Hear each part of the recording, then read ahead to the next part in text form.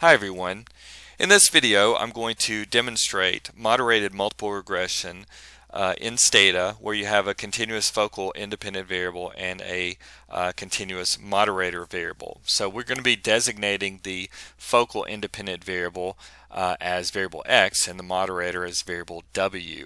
And just keep in mind that when you're testing for interactions, the focal independent variable is really kind of that variable that we are giving theoretical priority to, whereas the moderator variable is the one that we are assuming may be conditioning the effect of the focal variable on the dependent variable in the model. So before I get started with the presentation, I do want to mention that in this video I'm not going to be spending any time walking you through a lot of code so that you can generate your results in Stata. Rather, what I've done is I've constructed a do file that, with some fairly minor modifications on your part, should allow you to be able to generate your own results should you be interested in running this type of analysis with your own data. So I'll be walking you through the use of that do file instead of walking you through each of the individual commands that are embedded within that do file. So you can basically obtain the do file by following the link that is provided underneath the video description.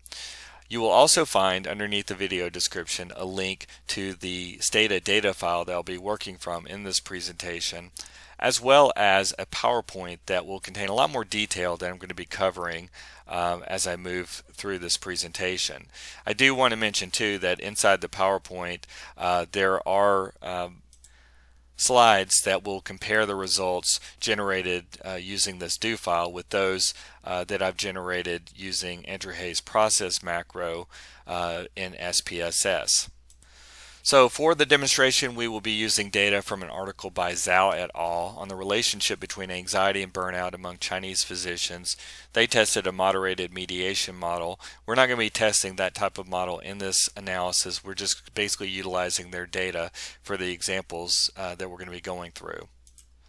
So in the PowerPoint, you'll find a slide where I break down the conceptual model that we're testing and also the statistical model. And so if you've read Andrew Hayes' book on conditional process modeling, you'll be familiar with the distinction between these two types of representations. So the conceptual model that we have on the left, you'll see that we have burnout, which is our x variable. That's our focal independent variable predicting positive coping. You'll notice that we have extroversion, our w variable. It has an arrow drawn from that variable to the arrow pointing from burnout to positive coping. And the basic idea here is that we're saying, or we're specifying, that the slope for burnout on positive coping, or the effect of burnout on positive coping, varies across levels of extroversion. So that's the proposition of moderation that we are working from. So you'll also see in our model that we have neuroticism and anxiety. Both of these are being entered as covariates. Now on the right, with our statistical model, this is statistically what's going on.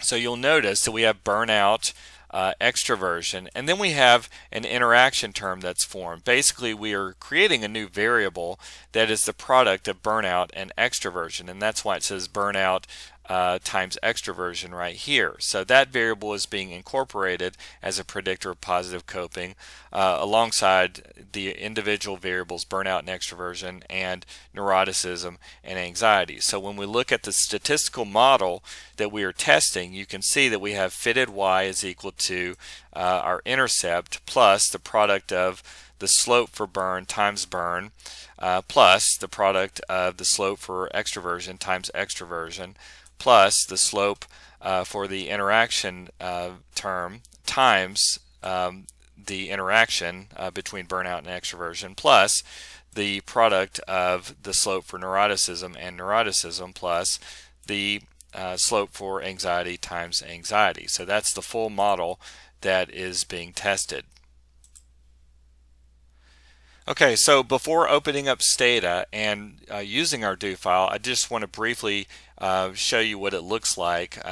Actually, this is really the section that we're going to be working from in terms of making changes to the do file. So I actually specify a section that says make modifications in this section, but then the other sections I would encourage you not to make changes to, just because it can invalidate some of your results.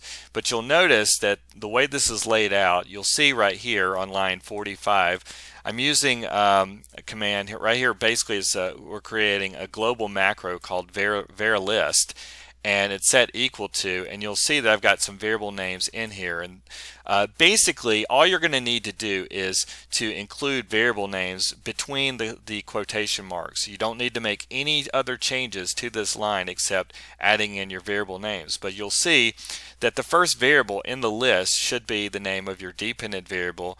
The next variable in the list should be the name of your focal independent variable, and then the third name in the list should be the name of your moderator variable.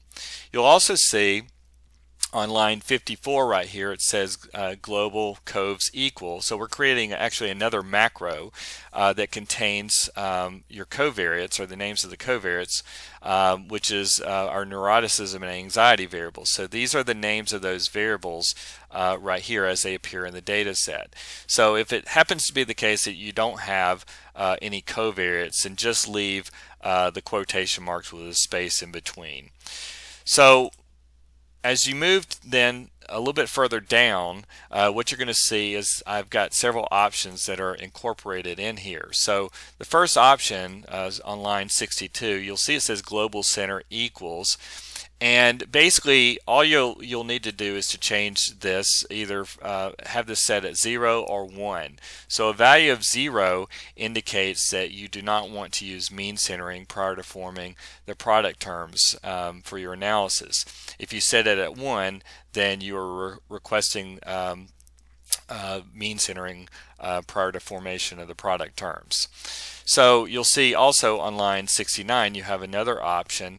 If it's set to 0 right here, then you can basically, what you're asking for is the normal standard errors associated with least squares regression.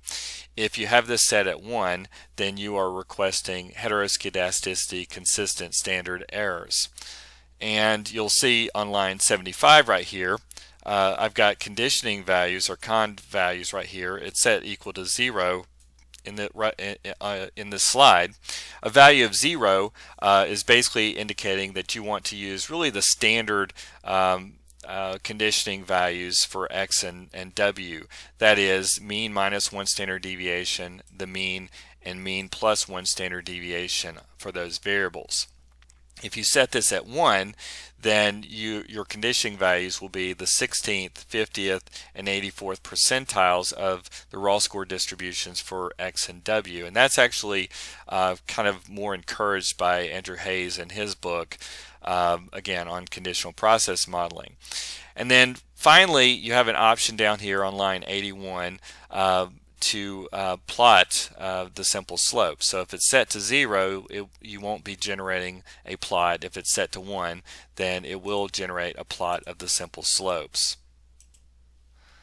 So let's take a look at this in action. So here we've got our variables. Our data set is already entered. This data set is actually just derived from that original data set. And so what I'm going to do is I've got the variables included here. So what I'm going to do is go ahead and open up the do files that's saved on my computer. So I'm going to click on the little icon for do file editor, and I'm going to go to File, Open, and I'm going to find that do file. So it's actually, I've got a copy under my downloads folder. So I'm going to highlight this do file and click on open. And so there you go. You can see there's a lot of green. A lot of that is, that's just basically commentary. But at the top, you can see it really describes what's going on with the program, why how to use it, and so forth.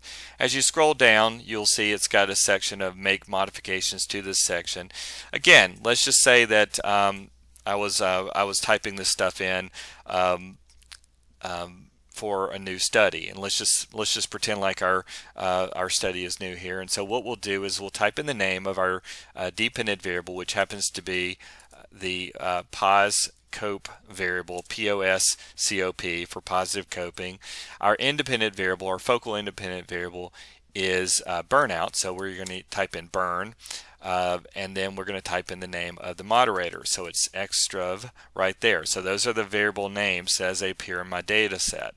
When I scroll down a little bit further, again, let's just pretend like we are typing this in from the get-go, and we're going to type in anxiety right here, and we'll type in NEUR for neuroticism right there. So that's all there is to it. As we scroll down, you can see right here, as I've got center set to 1. Let's just say we want to use no centering, so I'll set that equal to 0. That's literally all you have to do. We're going to leave our HC3 set equal to 0, so we're just going to go with the usual standard errors for least squares regression, and we'll scroll down a little bit further, and where it says conditioning values, we'll set this to 0, and we'll stick with the conditioning values of mean minus 1 standard deviation, mean, and mean plus 1 standard deviation for x and w. And then finally we'll leave the global plot set equal to 1. So that's all there is to it. Again, I don't encourage you to make any modifications to other areas in this do file. So at this point I'm going to click on execute do, and you can see that I've generated a variety of results. So I'll scroll down and you'll notice that I've got right here 2 sets of regression results, and this is because I actually utilize the nestreg command in order to generate hierarchical regression results. So the first model that you see right here is actually a model where we are regressing positive coping on burnout, extroversion, anxiety, and neuroticism. So the interaction term is not included in that particular model. The second model, as I scroll down a little bit further, you'll see that I've got the variable interact that's included. So that's the product, or that is the product of burnout and extroversion. So right here you can see it says interact, and so there's our regression coefficient for the interaction term, and then we also see that you can see that we have statistical significance right here. Now I do want to mention that it's common belief that in order to test the interaction effect, you have to perform a hierarchical regression analysis, and so it kind of pivots off this idea of what happens to the R-square value as we move from a model without the interaction term to a model with the interaction term. And you'll notice that a little bit further down you'll see that I've got essentially the R-square values for each of those models above, but then you'll see change in R-square that's given right here, and you can see the change in R-square from the first model to the second one is 0.015.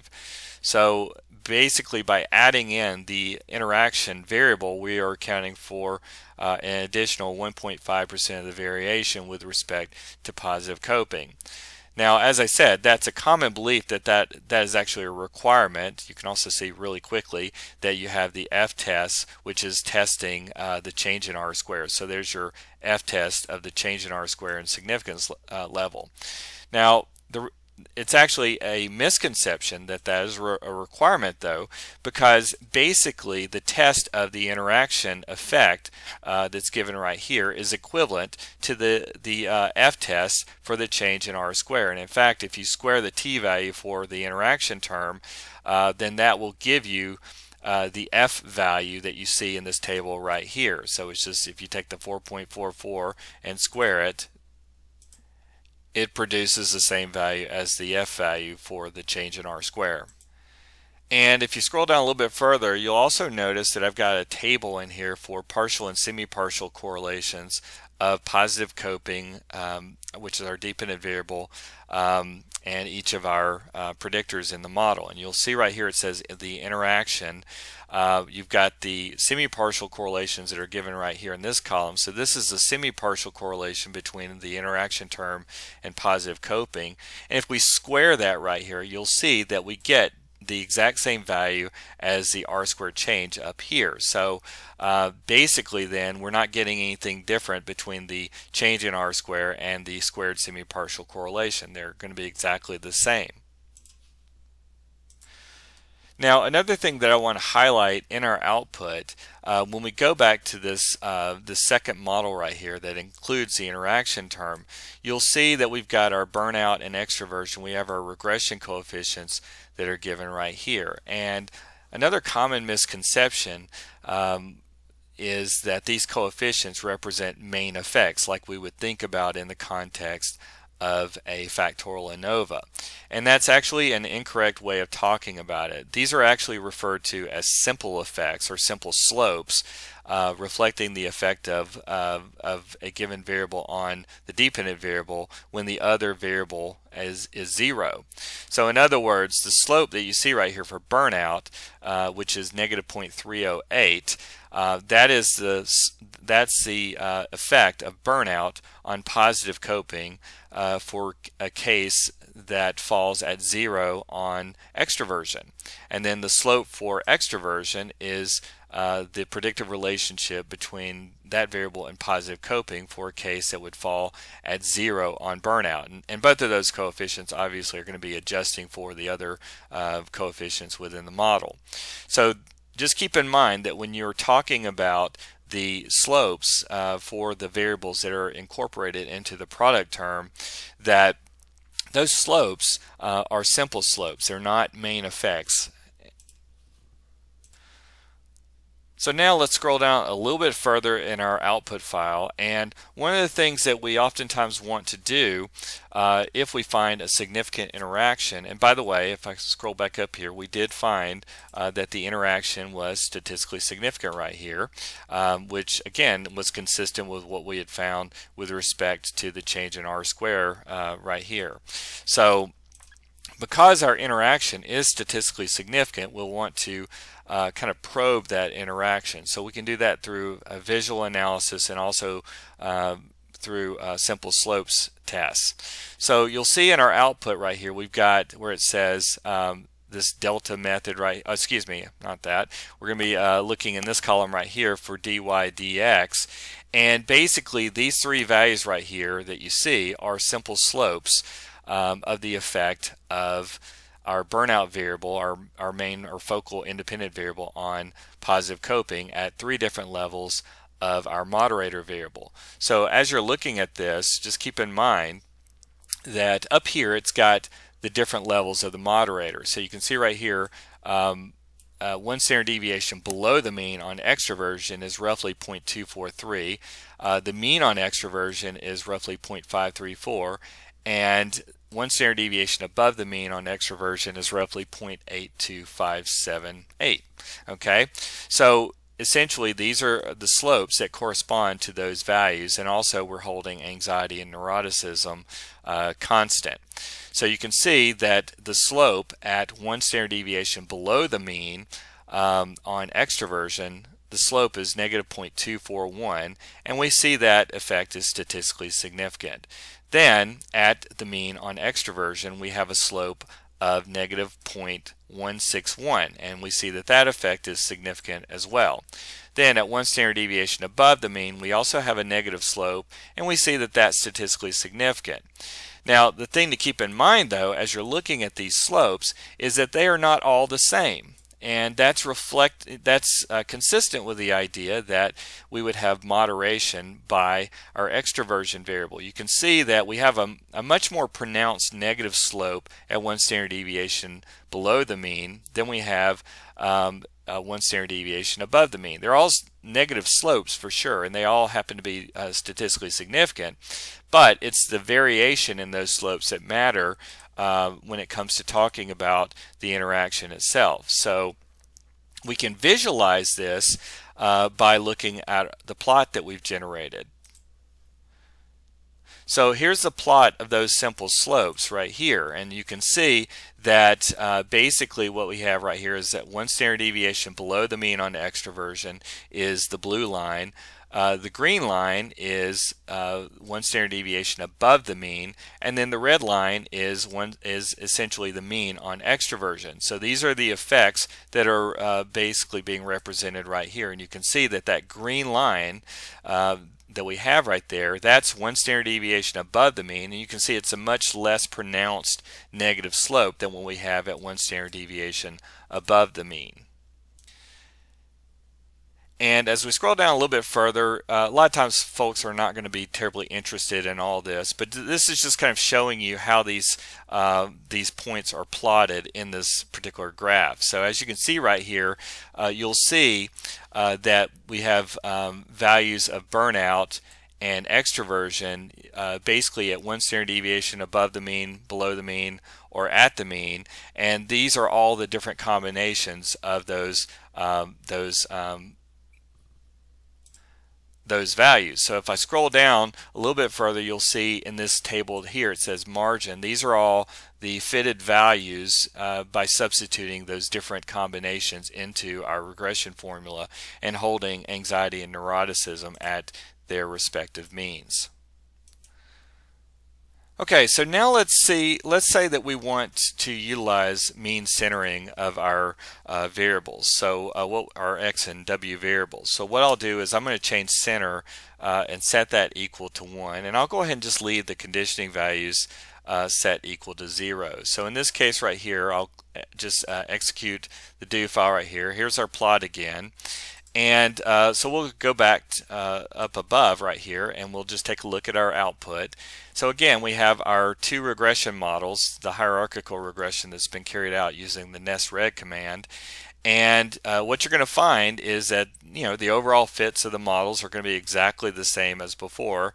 But in this case, you'll find a couple of differences with respect to some of the coefficients. So with respect to the first model, because of our mean centering, you'll see that the intercept is going to look different than our model where we had not mean centered the x and w variables.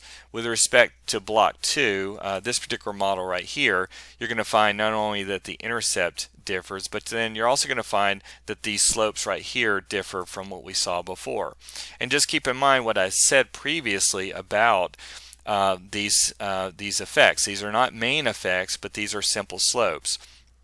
And so this slope right here is again the effect of burnout on positive coping conditioned on the value of extroversion being 0. Well, so because we have mean centered our extroversion variable, then what that means is that this is the slope for the effect of burnout on positive coping for cases falling at the mean on extroversion.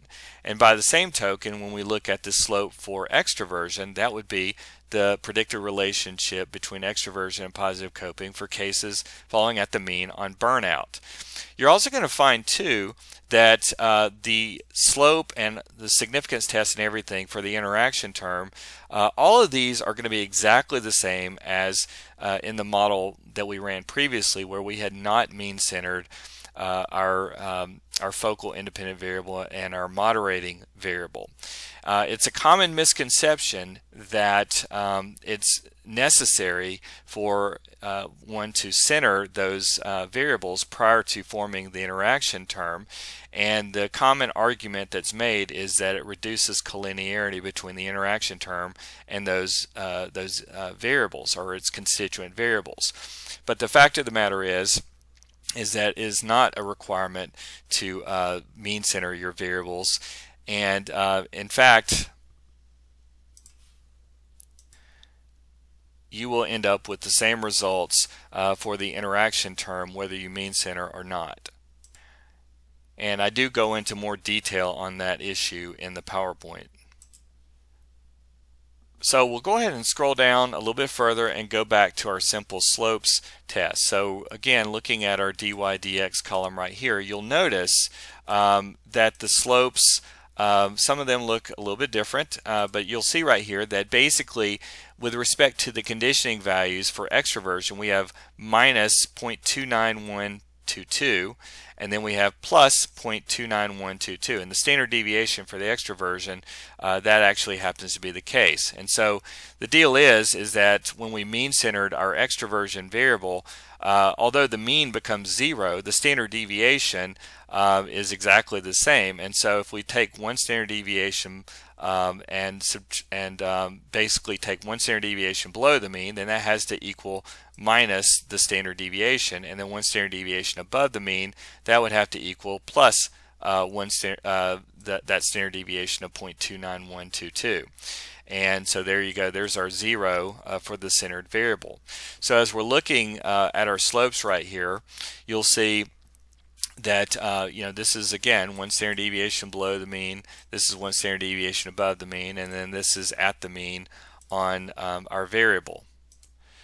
And so if we were to put our results from our first example and the current example side by side, you'll notice that the slopes that we just generated using mean centering are exactly the same as they were prior to mean centering. And you can also see that the significance tests are all the same as well. So now let's modify our do file one more time here. We're going to ask for conditioning values. We're going to use a code of 1 right here. So in this case, we're going to be using conditioning values at the 16th, 50th, and 84th percentiles of the distributions of x and w. So when I click execute the do file right here, you'll see again we get our results as we did before, and basically all of these results are going to be the same as what we just generated in our second example. Where things are going to differ a little bit though is where we scroll down and we look at the simple slopes and their associated tests. So in this case right here, we have our simple slopes. Basically this is representing, this number right here represents basically the 16th percentile for the extroversion variable. This number right here represents the 50th percentile, and then this number right here represents the 84th percentile of the extroversion variable. So that's why these numbers that you see down here differ from those that we saw previously. Nevertheless, all three of those slopes are negative and statistically significant. And when we look at our plot of those simple slopes, you can see that we have the same general pattern that we saw before. Okay, and for the final demonstration, I thought I would just go ahead and show you what our output will look like if we request the heteroscedasticity consistent estimators for the standard errors. So I just change that value to 1, and when I click on execute the do file, we'll scroll back up and you'll see that now in our regression outputs we have the robust HC3 standard errors for the first model and for the second model, and then those adjustments are also reflected in our tests of the simple slopes. Okay, so that pretty well wraps up this video presentation. Again, I encourage you to download a copy of the do file at the link that's provided underneath the video description, as well as the PowerPoint. So I appreciate you watching. Y'all have a great day.